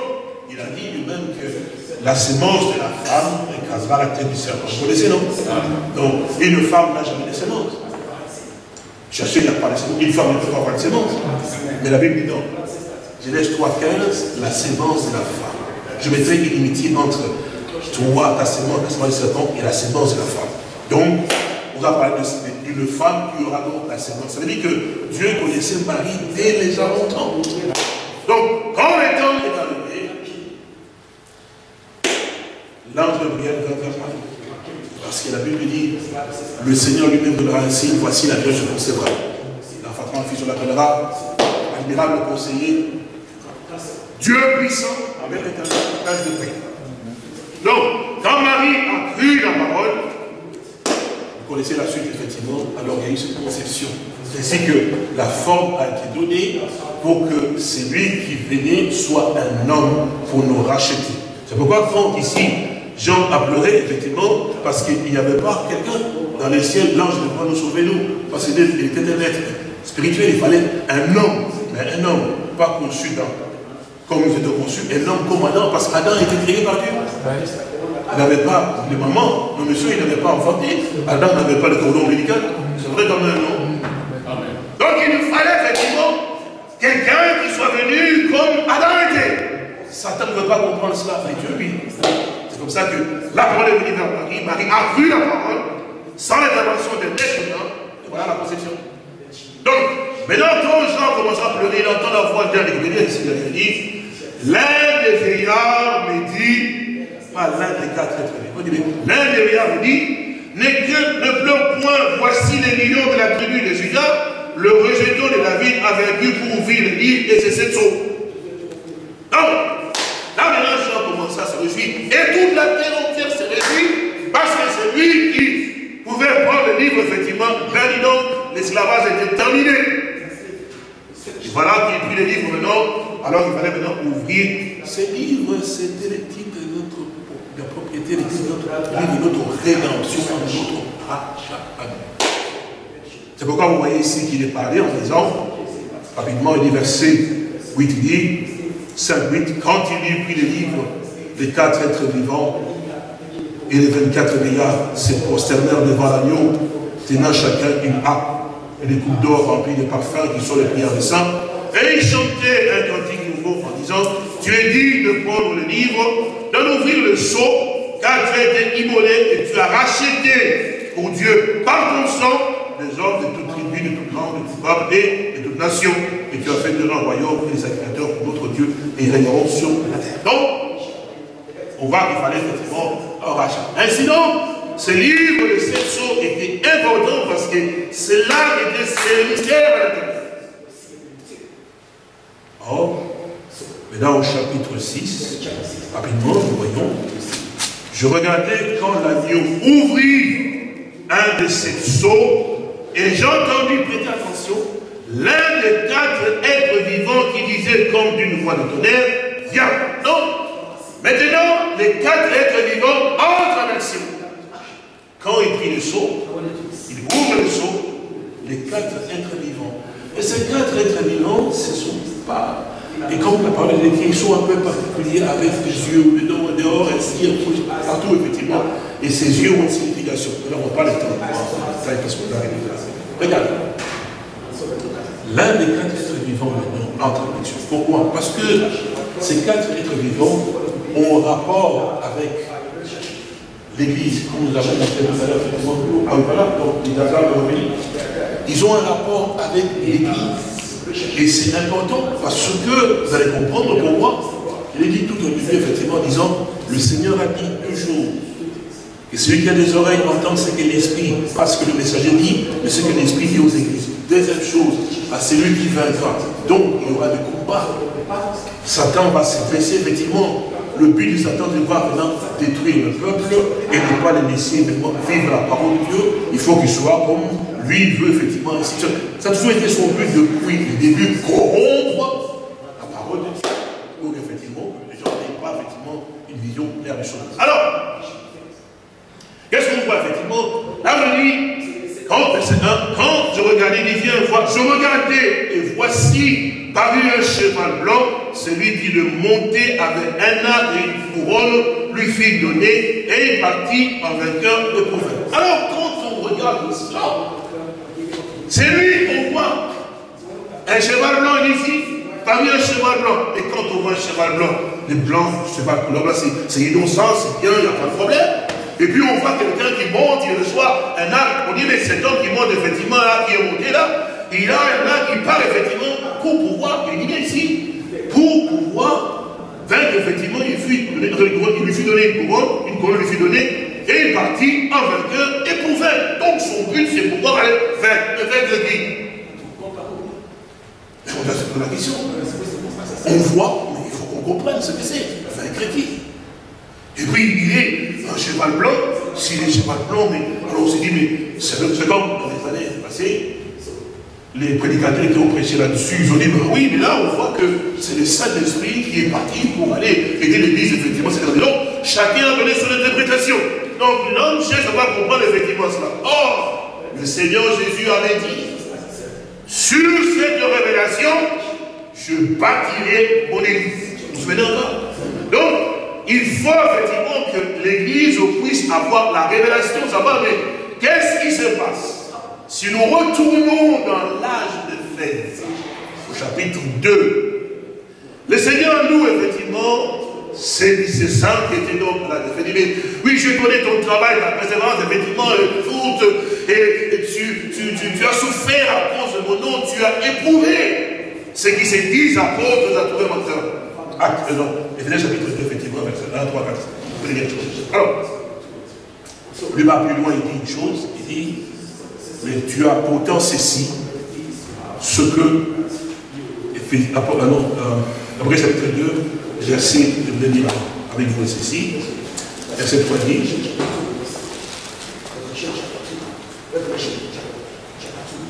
que tu as de la persévérance, que tu as souffert à cause de mon nom, et que tu ne t'es point lassé. Verset 7 ici, verset 7 dit, tu as pourtant ceci, ce que tu es, tu détestes les œuvres des Nicolaïtes, œuvres que je hais aussi. C'est là que vous voyez que dans l'âge de fer, il y avait beaucoup de lumière. La partie de la lumière que vous voyez là, effectivement, lumière, c'est là où l'évangile était en action tellement aussi puissante. Maintenant, la couche noire qu'on voit ici apparaître en dessous, c'est ce qui a commencé maintenant à entrer dans l'église. On appelle effectivement les herbes de Nicolas. C'est quoi? Eh bien, c'est quand l'homme se lève dans l'église, il dit, moi, je suis ceci, et ceci, cela. On commence à chercher effectivement sa propre gloire. Parce que Nicolas veut dire effectivement que les hommes qui ne veulent pas effectivement que le Saint-Esprit continue à pouvoir agir et avoir la domination effectivement dans l'église. Les hommes veulent prendre le contrôle. Ils veulent gérer effectivement, faire leurs affaires dans l'église. Comme ça, on a les businessmen aujourd'hui dans les églises. Les hommes d'affaires, effectivement, c'est-à-dire que les hommes d'affaires des églises, pas ceux qui travaillent et puis ils vont se non. Ils font de l'église leur business à eux. Donc effectivement, ils apportent effectivement ce qui n'est pas de Dieu là-dedans. Alors nous voyons que depuis l'âge d'Éphèse, nous passons effectivement, toujours chapitre 2 d'Apocalypse, depuis l'âge d'Éphèse, nous passons effectivement aussi, comme le demande effectivement, à l'âge de Smyrne. Vous pouvez voir effectivement l'âge de Smyrne, effectivement, il dit, verset 8, écrit en langue de Smyrne, voici ce que dit le premier et le dernier, celui qui était mort et qui est revenu à la vie, ainsi, et puis on arrive jusqu'à l'âge de Pergame. Donc, Éphèse, Smyrne, et puis Pergame, où là on dit, Pergame, c'est-à-dire verset 2 dit, et qui en langue de l'église de Pergame, voici ce que dit celui qui a l'épée aiguë à des tranchants. Je sais que où tu demeures, je sais que c'est là le trône de Satan. Et puis nous continuons au verset 15, il dit, de même tu as aussi, toi aussi, tu as des gens attachés pareillement à la doctrine des Nicolaïtes. Donc, dans l'Éphèse, c'était d'abord des œuvres, ça continuait dans Smyrne, pour devenir effectivement encore plus fort, et puis dans Pergame, et là, ça devient une doctrine. Vous suivez? Alors maintenant, ça vient effectivement pourquoi? Pour combattre effectivement la vérité, pour que le peuple de Dieu maintenant puisse arriver maintenant à pouvoir vaincre, parce qu'il est à celui qui vaincra. Pourquoi? Parce qu'il faut prêter l'oreille, pas à l'homme. Parce que les gens tout le temps regardent la personne, l'homme. Non, c'est la parole que Dieu donne, dans laquelle se trouve la force et la puissance pour que tu comprennes comment vaincre. Donc quand on écoute la parole de Dieu, on doit bien écouter ce que l'Esprit dit. Alors maintenant, Dieu doit donner au peuple effectivement la puissance nécessaire dans l'âge pour pouvoir vaincre maintenant cette force effectivement satanique qui vient. C'est ainsi qu'effectivement que là maintenant c'est la face du lion qui entre en action, parce que les lions c'est quoi effectivement? Mais c'est la parole originelle qui doit vraiment maintenir que la parole originelle. Et c'est ainsi qu'effectivement que l'évangile doit partir de Matthieu. Donc la face de l'un des 4 êtres vivants entre en action durant la période effectivement de l'âge de Éphèse, de Smyrne et de Pergame. Ainsi de suite. Et quand on arrive maintenant à l'âge de Thyatire, c'est là maintenant que c'est effectivement le veau qui entre en action, parce que c'est l'âge effectivement des martyrs. C'est à cette période effectivement que l'Église catholique, dans son poids le plus éminent, il a eu à pouvoir tuer plus de 68 millions. C'est effectivement quand on voit le martyr de France, effectivement, où on pouvait scier au bûcher, effectivement, les actes. C'était dans cette période-là. Donc il leur fallait quoi? Mais l'esprit, effectivement, l'être vivant à la face de vos pouvoirs, pour supporter de pouvoir accepter de mourir en tant que martyr. Sans cela, il n'y avait pas la foi de fuir et trahir l'évangile. Mais avec cela, effectivement, dans l'église, alors il pouvait supporter de pouvoir également accepter de mourir pour la cause de l'évangile. Donc le Seigneur, dans chaque âge, donnait effectivement au peuple de Dieu, effectivement, la puissance nécessaire. Mais pour quelle raison réellement? Quand on a vu ici, cet être, donc ces cavaliers qui est sorti au cheval blanc, Ce qui est étrange, c'est que quand nous passons maintenant dans différentes sources, nous voyons que ces cavaliers, son cheval change de couleur. Ce qui est bizarre, c'est qu'il n'a pas de nom. Regardez très bien, juste ici, chapitre 6 de l'Apocalypse. On lit verset 2, il dit, chapitre 6, verset 2, il dit, je regardais, voici parmi un cheval blanc, celui qui est monté, il n'y a pas de nom, avait un arc, une couronne de fil donné, et il partit en vainqueur. Qui est-il? Comment? On descend maintenant au chapitre 4, verset 4, il dit, et il sortit un autre cheval roux, donc le blanc qui est mélangé avec du sang. Et bien là, c'est le roux effectivement, parce que quand on mélange le blanc avec du sang, ça devient avec le rouge, ça devient ça. Et bien c'est là, c'est là le théâtre, effectivement, là c'est théâtre. Donc ça, effectivement, il change de couleur. Comme on voit effectivement en rapport avec cela. Maintenant, regardez une chose, je vais vous montrer. Ces chevaux changent de couleur, mais c'est lui qui les montre, il n'a pas de nom. Regardez, c'est au 4e saut, regardez bien. Le verset 8, il dit, je regardais, et voici parmi un cheval de couleur verdâtre, celui qui les montait, maintenant son nom dit, c'est nommé la mort et le séjour de mort l'accompagner. Vous avez compris maintenant? Le Seigneur avait dit, je bâtirai mon église et les séjours de mort ne pourront pas le contraire. Donc depuis chapitre 6, verset 2, c'est bien l'Antichrist qu'on voit là. Qui combat effectivement la parole de Dieu, l'église. Donc maintenant l'église va avoir des éléments nécessaires. Quand maintenant l'Antichrist change de couleur, effectivement, il fallait qu'on passe maintenant à l'autre phase pour que l'église le reconnaisse. Qui voit effectivement avec le veau, il faut que le dire là c'est le martyr, on doit être comme cela pour arriver à pouvoir vaincre. Parce que si on n'a pas cette caractéristique effectivement dans l'âge de Thyatire, on ne pouvait pas vaincre parce qu'il fallait effectivement cette puissance de la face du veau pour que le croyant qui était dans cet âge supporte effectivement la torture, ainsi de suite. Si ce n'était pas le cas, on n'allait pas savoir ce que c'était. Donc Satan passait par les phases parce que celui qui est le nôtre, si on prend au chapitre 19, l'Apocalypse, au verset 11, on dit, puis je vis le ciel ouvert et voici paru un cheval blanc. C'est comme dans le chapitre 6. Là on se dit, mais il y a aussi un cheval blanc. Mais ici on nous dit, c'est lui qui est monté, il avait un nom, s'appelle fidèle et véritable, et il juge les combats avec justice. Ses yeux étaient comme une flamme de feu, et sur sa tête étaient plusieurs diadèmes. Il avait un nom écrit, que personne ne connaît, c'est lui-même qui était revêtu d'un vêtement teint de sang. Son nom est la parole de Dieu. Donc on connaît qui il est. Donc Jésus-Christ, notre Seigneur. Donc maintenant on comprend maintenant que chaque fois que l'Antichrist, celui qui opposent la parole de Dieu, change effectivement de phase, de couleur, effectivement, alors Dieu fait intervenir. Donc, l'âge de Sardes et de Philadelphie, nous avons donc la face de l'homme. Pourquoi? Parce que, si vous vous souvenez très bien, effectivement, c'est là que vous voyez effectivement que ça vient donc Luther et John Wesley. Lorsque l'église catholique est montée dans son point culminant, avec quoi effectivement? Eh bien, et cela c'est écrit ici, pour qu'on puisse voir effectivement dans le chapitre que nous allons ouvrir avec vous, chapitre 6, verset 5, il dit,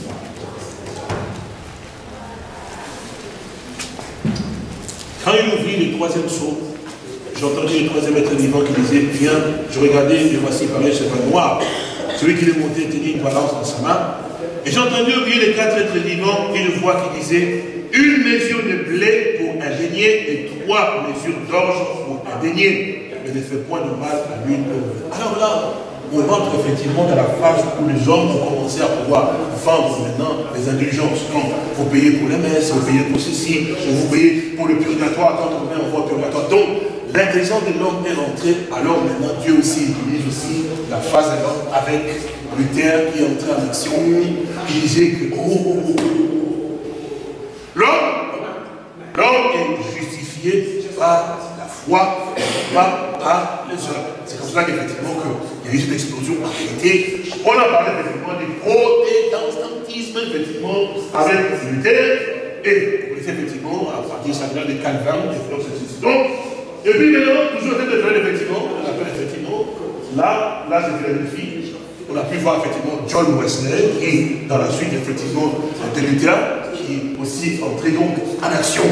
Là on est passé effectivement dans la phase effectivement de l'homme, donc, qui combat aussi effectivement la pensée, effectivement, de l'homme dans l'église, comme nous l'avons pu le voir. Nous passons maintenant à l'Odyssée, comme vous pouvez le voir, effectivement, avec lui. Alors, je voudrais faire attention, s'il te plaît, mon frère. Toi, tu suis ici, tu ne suis pas quelqu'un d'autre. Alors, tu me donnes maintenant les diapositives, effectivement, par rapport avec les 3 étapes. Vite rapidement. Alors, nous allons remarquer une chose, frère. Pour ça, je voulais me dépêcher.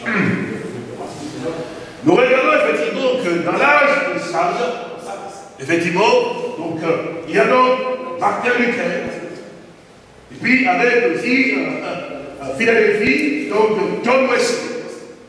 Si vous remarquez très bien, effectivement, que comme tous les prédicateurs le savent, il y a 3 étapes, 3 phases, effectivement, pour un croyant, par lesquelles il passe, effectivement, pour qu'il puisse arriver à être rempli du Saint-Esprit. C'est-à-dire que la justification, c'est-à-dire que lorsque tu crois au Seigneur Jésus-Christ, alors soit comme ton sauveur personnel. Et puis maintenant, on passe par la sanctification. Et ça, c'est le travail du Saint-Esprit, comme la Bible dit, sanctifie-les par ta vérité, ta parole et la vérité. Alors, tous les prédicateurs ici connaissent, ils savent que lorsque on parle effectivement des églises, ils savent que on parle effectivement, on insiste surtout sur la justification, la sanctification, et puis les baptêmes Saint-Esprit, quand on enseigne au peuple de Dieu. Je vous demande votre attention, s'il vous plaît, maintenant, vous prédicateurs qui connaissent votre attention. Nous savons que c'est toujours justification avec Luther. C'est comme ça que nous prêchons.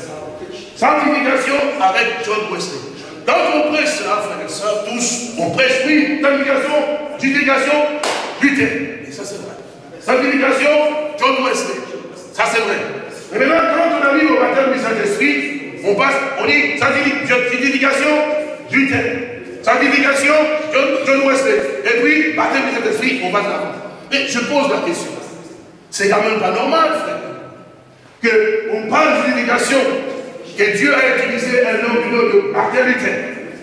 On passe à sanctification, Dieu a utilisé un homme du nom de John Wesley. On arrive au baptême du Saint-Esprit, les prédicateurs deviennent muets. Ah oui, tous, c'est vrai. Quand on prêche aux églises, sanctification, Luther, sanctification, John Wesley, baptême du Saint-Esprit, gloire à Dieu. Mais il y a un point d'interrogation. Nous avons 7 messagers, c'est à l'église. Maintenant, on va se poser la question quand même que le baptême du Saint-Esprit. Or, si vous regardez bien, l'âge des sages a commencé en 1520 pour se terminer en 1750. Avec Martin Luther comme messager. L'âge de Philadelphie, 1750 jusqu'en 1906. Avec John Wesley comme messager.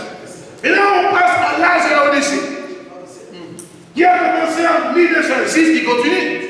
Et là, on dit bien justification Luther, sanctification John Wesley et baptême du Saint-Esprit. Point d'interrogation. C'est là que le problème commence. Eh oui. J'étais en train de dire la Bible, et ça je vous dis la vérité. Le Seigneur me conduisit, je crois que je prêchais cela pour moi, il y a un mois ça. J'étais en train de lire la Bible, effectivement, et voilà que le Seigneur me conduit à pouvoir lire l'Écriture, et puis je continue, je vous dis, justification, et puis j'arrive là, je vois qu'il me fait stopper. Il dit, mais écoutez s'il vous plaît, je me tiens devant Dieu, Bible là. Il dit, mais tu as justification, tu as une Martin Luther, sanctification, tu as bien John Wesley, mais les baptêmes du Saint-Esprit, pourquoi tu veux sauter? Première chose, pourquoi? Parce qu'il faut quand même que, puisque ce sont 3 étapes. Ici, tu as donné justification, sanctification. Les noms tu as donné, et alors le baptême Saint-Esprit de qui? Or, nous savons que dans l'âge de la Odyssée, Dieu a utilisé un homme, un messager, du nom de William Branham. Donc, parmi les étoiles, William Branham est l'étoile, effectivement, là, à l'Odyssée. Mais William Branham, mon frère et ma soeur, n'est pas venu avec le baptême du Saint-Esprit. Le ministère de William Branham, c'est un ministère de la restauration pour ramener le peuple à la foi, à la parole de Dieu, donc les ramener à la parole. Jamais ce ministère n'était lié, effectivement, à l'effusion du Saint-Esprit. Or, William Branham est né en 1909. Or, là, je l'ai dit Enfin, là, l'Odyssée a commencé quand? En 1906.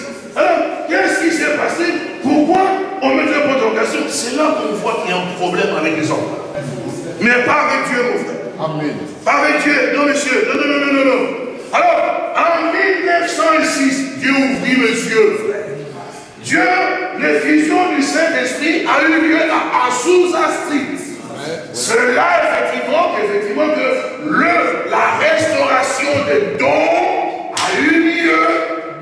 Et quel est l'homme que Dieu a utilisé, effectivement, en ce temps-là? Je fais les diapositives suivantes. Et ça, c'est absolument important, frère. Nous qui sommes de prédicateurs. Et chaque fois on passe justification, sanctification, baptême du Saint-Esprit, on met un point d'interrogation. Non, monsieur, on doit lever des points d'interrogation. Parce qu'en 1906, même là-bas, les journaux ont intitulé Pentecost has come. C'est-à-dire que la Pentecôte a été restaurée. Donc on voit qu'en 1906, Dieu a utilisé le nom du nom de William Joseph Seymour. C'est au travers de cet homme ici que Dieu a utilisé pour que l'infusion du Saint-Esprit soit maintenant délaissée. Quand William a commencé son ministère, il n'avait pas la connaissance même du baptême du Saint-Esprit. Il a été dans une église où effectivement des prédicateurs qui étaient dans le Saint-Esprit qui prêchaient. Et Dieu lui dit, retourne là-bas. Mais sa belle-maman lui dit, non, il ne faut pas aller avec ces gens-là sérieux. Quand il a écouté sa belle-mère, c'est pourquoi sa femme a décédé. Alors Dieu lui a dit, il faut aller là-bas. C'est comme ça qu'il a pris le baptême de Saint-Esprit, effectivement. Or, Dieu l'avait déjà fait par le ministère de Seymour. Dans la prédication de William Branham, il s'en réfère. Mais quand il arrive là, on passe où? Non, messieurs. Dieu a fait une œuvre. C'est au travers du ministère de cet homme que le Saint-Esprit a dû avoir un mouvement particulier. Au travers, effectivement, dans le monde entier, jusqu'aujourd'hui. Regardez une chose qui est très importante. Passe-moi d'abord.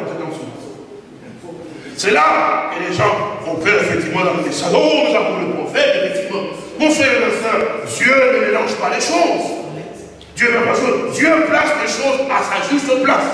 Et nous aussi, nous devons laisser le Saint-Esprit placer les choses pour que le peuple de Dieu soit instruit de la bonne manière. Parce que si on parle de Martin Luther et John Wesley, on doit parler aussi de William Seymour. L'homme par lequel Dieu, dans ces temps-ci, parce que là, la Russie a commencé en 1906, et c'est en 1906, effectivement, que le Saint-Esprit, le baptême, le Saint-Esprit est descendu, effectivement, à Azusa Street, où tout le monde a eu réellement la réalisation de comprendre que non, maintenant, c'est Jésus-Christ et le même hier, aujourd'hui et éternellement. Regardez les choses. Quand nous retournons dans l'âge, on a que je passe le diagramme suivant, parce que maintenant, le point d'interrogation, on l'a comblé. Dans l'âge de la Odyssée, William Branham, effectivement, dans cette prédication, il montre effectivement que il dit nous avons la justification avec Luther, la sanctification avec, effectivement, John Wesley, et puis il passe, il dit, le baptême du Saint-Esprit, et puis il dit, vient maintenant la parole. Or, il faut qu'on puisse bien être clair. Il y a eu donc Martin Luther pour la justification, sanctification, John Wesley, William Seymour, on a bien mentionné, pour le baptême du Saint-Esprit, et maintenant, vient maintenant le ministère de la parole de Dieu, donc de la restauration, qui est le ministère de William Branham. William Branham n'est pas venu avec le baptême du Saint-Esprit, non, il a trouvé déjà l'effusion du Saint-Esprit. Pourquoi Dieu est parfait, mon frère? Dans l'âge de la Odyssée, nous qui sommes le prédicateur, vous avez bien prêté attention. Il y a une double action de Dieu dans cet âge ici. Parce que regardez, frère, regardez ici, s'il vous plaît, frère. Ici, vous voyez effectivement que là, c'est le point. Voilà, que le message de l'âge, effectivement, nous avons quoi? Le message. Quand nous écoutons le message nous conduit à quoi? Nous montrer quoi, effectivement? Le message nous conduit à nous montrer effectivement une chose qui est très importante. Le retour à la foi originelle. N'est-ce pas vrai? Le retour à l'église primitive. Mais qu'est-ce qui s'est passé à l'église primitive? À l'église primitive, le Seigneur avait donc enseigné la parole. Mais ils ne sont pas partis prêcher l'évangile. Il fallait qu'ils attendent quoi? Le baptême du Saint-Esprit. Ici, frère, ne soyez pas gênés, frère. Mais c'est important ce que vous entendez.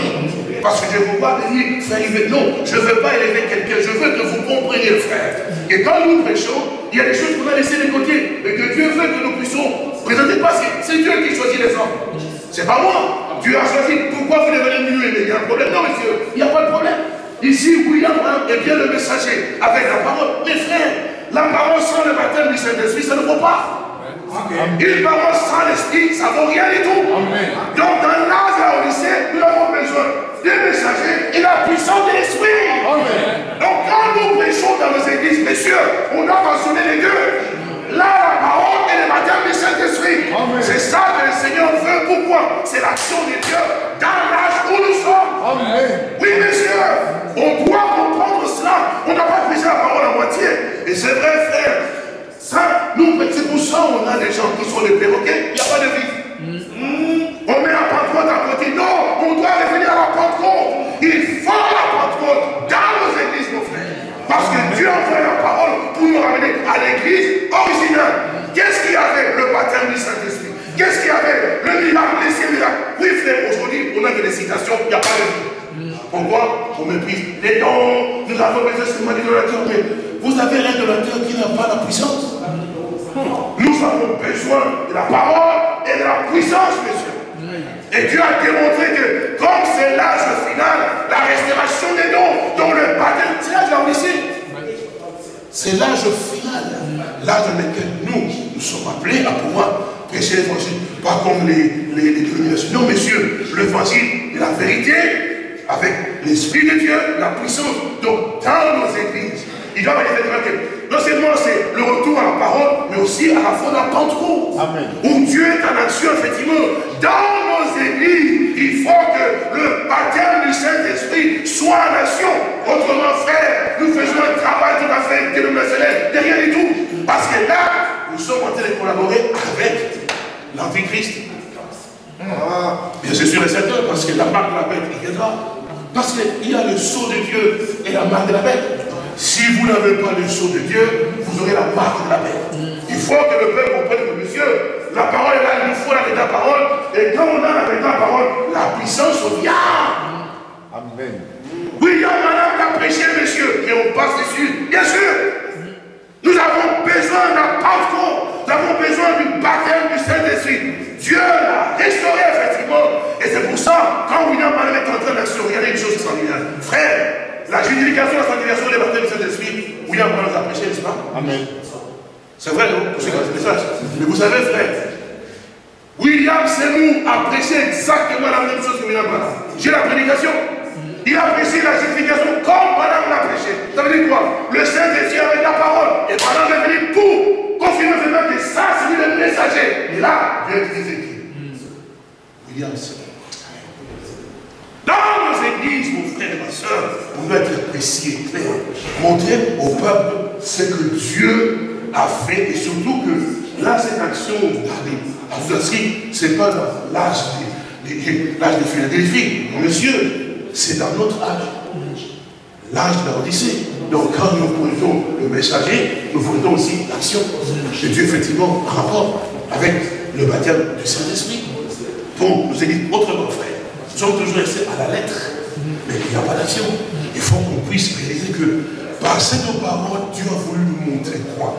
Que nous devons avoir la parole et aussi avoir le baptême du Saint-Esprit. Le deux pour l'Église, pas pour tout le monde, pour l'Église, vont véritablement ensemble. L'Église aura la vérité, aura le véritable baptême du Saint-Esprit. Même si les autres ont pris des frôlateurs, ainsi de suite, l'Église doit arriver à voir ça. Pourquoi, mon frère? Et je vais terminer par là. Parce que comme vous le savez, il est parlé de l'épouse de Christ. Or, l'épouse de Christ, c'est l'Église. Or, l'Église, c'est le corps de Christ. Comment est-ce que vous entrez dans le corps de Christ? En voyant un message de William Branham? Non, monsieur. Non, monsieur. Le baptême du Saint-Esprit. Quand nous sommes baptisés du Saint-Esprit, nous entrons dans le corps. Maintenant, on comprend pourquoi Dieu a envoyé un messager. Pourquoi le message? Parce que le message pour le messager n'a pas été envoyé pour les églises, mais pour une église. Amen. Donc maintenant, sans le baptême du Saint-Esprit, ne vais pas reprendre les choses. Je vais discuter, je vais répéter comme un perroquet. Mais quand je les baptême du Saint-Esprit, alors là, c'est simplement que je sais maintenant pourquoi Dieu a envoyé sa parole. Pourquoi? Parce que la parole de Dieu est celle par laquelle Dieu va faire toutes choses, parce que c'est une sémence qui transforme jusqu'à ce que j'atteigne quoi? La stature parfaite de Christ. Donc, bien aimé en Christ, frères et sœurs. Enfin, frère, parce qu'il s'agit de prédicateurs, donc je voulais avoir, disons, mon frère Daniel est arrivé en retard pour le ministre, notre occasion de pouvoir avoir la mais c'est important, mon frère, depuis le début. Donc, c'est absolument important que nous changions notre façon de pouvoir voir et de faire comme si on était aveugle alors que Dieu est en train d'agir et que Dieu a fait. On doit savoir montrer au peuple de Dieu que non, l'action de Dieu est telle que, comme aussi Martin Luther, aussi, parce qu'on parle souvent de trois étapes pour les croyants. Justification, sanctification, baptême, Saint-Esprit, aussi justification avec Luther, et puis sanctification avec John Wesley, et puis le baptême du Saint-Esprit avec William Seymour. Et le message est venu par William Branham.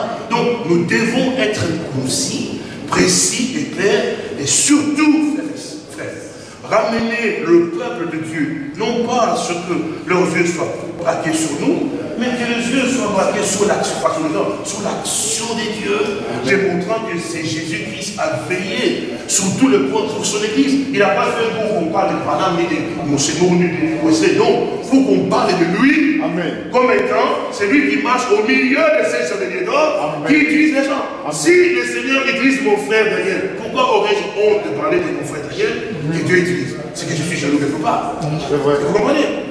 S'il utilise mon frère Mathilde Benzi, qui vient d'Afrique des Amis, de Zimbabwe, il dit, mais je suis content, il dit, mais mon Seigneur, que Dieu soit béni, mes frères qui sont là-bas doivent avoir les serviteurs de Dieu. Donc c'est nécessaire que nous comprenions que nous sommes des instruments, mais on doit parler au peuple de Dieu, mais Dieu fait ça, pas pour moi, mais pour nous. Mais à ce que vous aussi, nous disons que le Seigneur Jésus, jusqu'aujourd'hui, il tient sa parole. Amen. Et qu'il est le même hier, aujourd'hui et éternellement. Et que nous devons aussi entrer dans le programme de Dieu, recevoir le baptême du Saint-Esprit, comme il a fait l'étape, effectivement. Alors là, on peut dire que nous avons la parole. Autrement, nous n'avons pas la parole. Nous avons l'interprétation, ce que nous interprétons. Il nous faut le baptême du Saint-Esprit pour avoir la pure parole de Dieu. Parce que le Saint-Esprit, c'est lui qui nous conduira, il dit l'Esprit de vérité, qui nous conduira dans toute la vérité. Sanctifier la vérité, sa parole et la vérité. Puisse le Seigneur notre Dieu venir.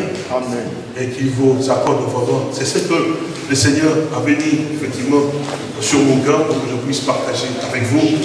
Pour que les temps à venir, le Seigneur notre Dieu puisse davantage maintenant nous utiliser d'une manière aussi parfaite, afin que sa parole soit réellement aussi répandue d'une manière claire et précise, pour que le peuple de Dieu expérimente effectivement aussi l'action finale. Parce que nous arrivons vraiment à la fin de la fin des temps, et nous sommes des instruments que Dieu veut utiliser, mais pour cela, il faut que nous soyons d'abord nous-mêmes purifiés, sanctifiés, que l'orgueil sorte de nous, que la pensée il faut qu'on sache que je suis le seul prédicateur.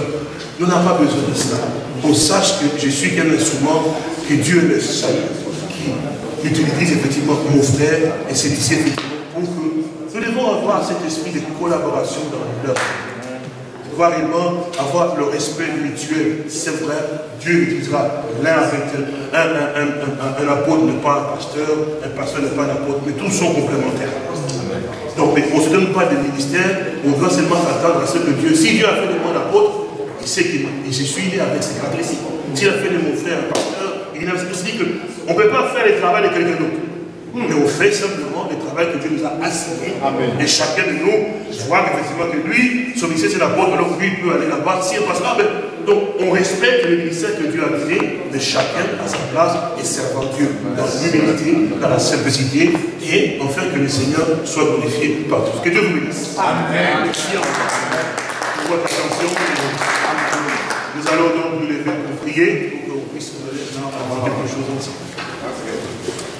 Monsieur Sauveur, je voudrais te dire encore merci pour la grâce que tu m'as accordée de pouvoir m'adresser à tes serviteurs cette matinée. Je prie pour que tu le bénisses encore richement là, que tu le fortifies, en fait, que nous puissions être un, en fait, de pouvoir te servir, de pouvoir le Dieu vivant.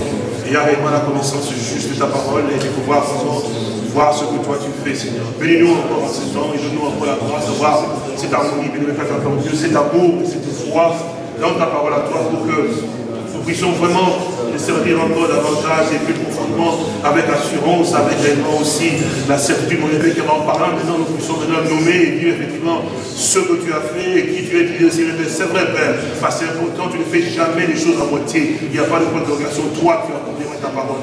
Bénis chacun de nous encore aujourd'hui. Je te remercie encore pour tout. Nous voulons te remettre aussi la suite du programme entre tes sœurs et mes pères. Puissions encore nous bénir. Nous avons ainsi prié. Au nom du Seigneur et Sauveur Jésus-Christ. Amen. Amen. Que le Seigneur vous bénisse. Amen.